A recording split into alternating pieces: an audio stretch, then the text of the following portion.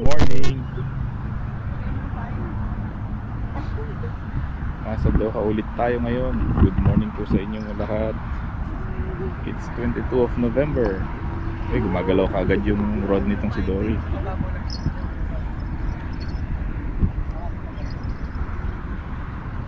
Mukhang may kumagat sa kanya. Actually kanina pa tayong umaga dito eh. Kanina pa tayong 3:30, 4 o'clock siguro yun. Kaya ng Doha it's around 6 AM na. Hindi pala, sorry, 5:45 AM pala. Wala pang masyadong huli pero may mga nakikita na kaming isda dito sa malapit. Sana makahuli tayo ngayon. Actually may nahuli na ako. Maganda rin yung size, pakita ko sa inyo. Yan yung huli natin, nasa Jollibee plastic. Malaki-laki na rin yan actually. Almost kasing laki na siya ng pallet ko, which is around, estimate ko sa kanya mga 120 millimeters long, or something like that, mga ganun siguro, mga 5 inches, 120. Sana makahuli pa tayo. Marami kami nakikita sa malapit. Yan lang siya, may malapit dyan. Good luck sa atin. Naka-bait-win with tayo. Itong kasama natin si Ranel. Meron siyang gamit na lure. Nag-soft plastic siya kanina kaso nga lang naubusan siya ng jig head. Tayo as usual, bait and wait. Mga tamad maghagis. Nakaupo lang. Anyway, update na lang later.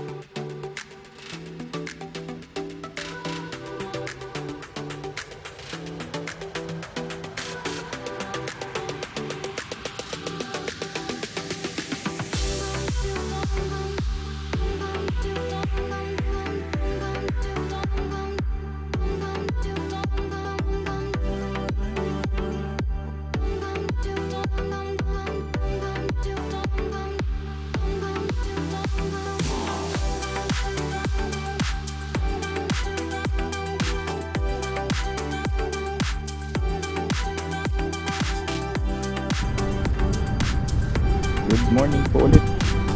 Wala pa rin tayong nahuli ngayon ha. Tad-tad ng mga anglers yung cornish. Siguro kanina pa itong mga to talagang halos walang nahuli. Inubos na yata nila.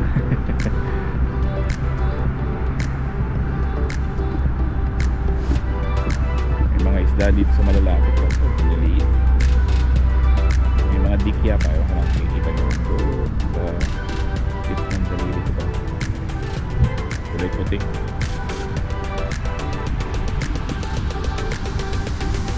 Hindi tayo masyado pinalam ngayon. Makaisang bako ko lang tayo. Kaya nga pala sa mga hindi nakakalam, sa pagre-research ko di umano, ang English pala ng bako ko na islang nakuhuli natin dito sa Qatar ay tawag ba dito?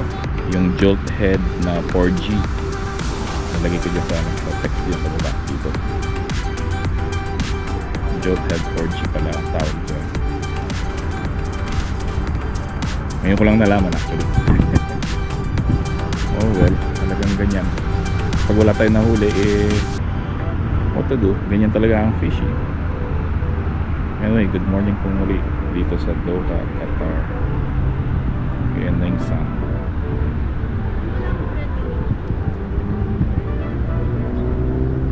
By the way po pala, merong nakarecognize natin dito sa Cornish. Nanonood pala siya. Shoutout sa iyo sir kung sino ka man. Thank you sa pagpanonood at sa support. Marili. Ay, malakapas.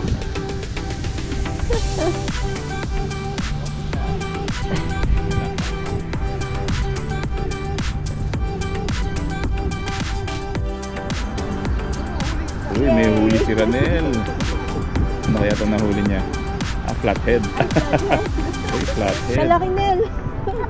Laki, ganda. Good job. First catch ng aking casting. First catch ng kanyang kapong. Isang relic ni Santra. Masarap to. Good job kay Ranel. Wow, ayos. First time yan. Oh, na-field test na niya tuloy yung kanyang rod. May nahuli din si Sir. Good morning kay Sir. Ano kaya nahuli niya? Ay, malaking malakapas, Sir. Ganda nung malakapas ni Sir. Ganda, oh. Isa sa mga pinakamalaking malakapas ko, ang laki nga. Mga 1 foot yung haba. Hindi ako nag-exaggerate, 1 foot nga. Compared to tail ng tip. Yung malakapas niya. Sarap po.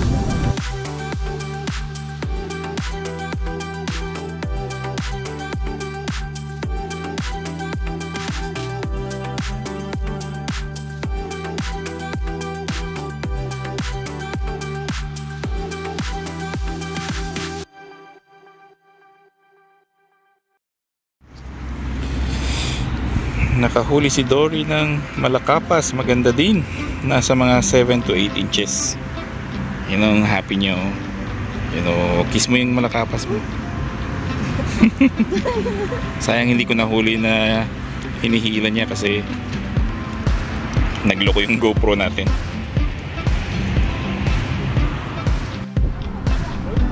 Uy, may huling flathead si Dory. Ang ganda nito, malaki siya. Pangalawang flathead na to for today. Isa kay Ranel, isa kay Dory. Ayun. Hey, yay! Happy na naman siya. Mga 8 inches siguro to, no? Mga 8 inches. Dito yan. From mouth to tip ng tail. Ang laki na yan. Jumbo! Jumbo flathead. Wow! Ganda ng huli na Ranel. Baka baba dito. Pangalawang flathead mo. Flathead. Ranel. Ito ang pinakamalaki ngayong araw na to.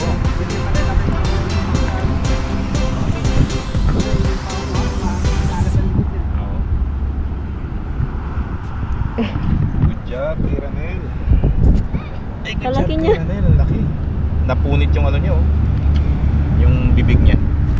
Oh no. Ang may huli na naman itong si Dory, ah. Nakawala ba? Ano kaya yan? Ano kaya? Uy, ang laki. Malakapas. Ayos, ah. Malakapas. Kasi nakita sa iyo kanina kuya. Malakapas. Yehey! Malakapas po. Masarap po ito. Malambot yung laman. Ay, masarap. Good job. Hipon po. Opo. Hipon yung gamit niya. Sige lang po. Okay. Yung kasama ko hindi nakakahuli. Ayos po. Maganda to.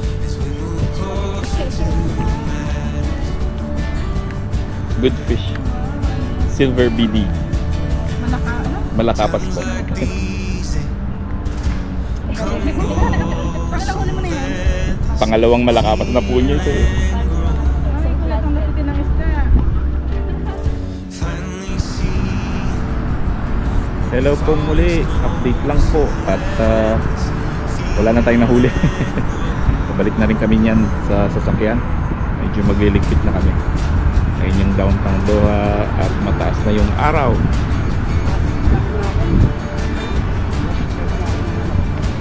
Magpapahinga na tayo. At 8:30, 8:40 na ng umaga.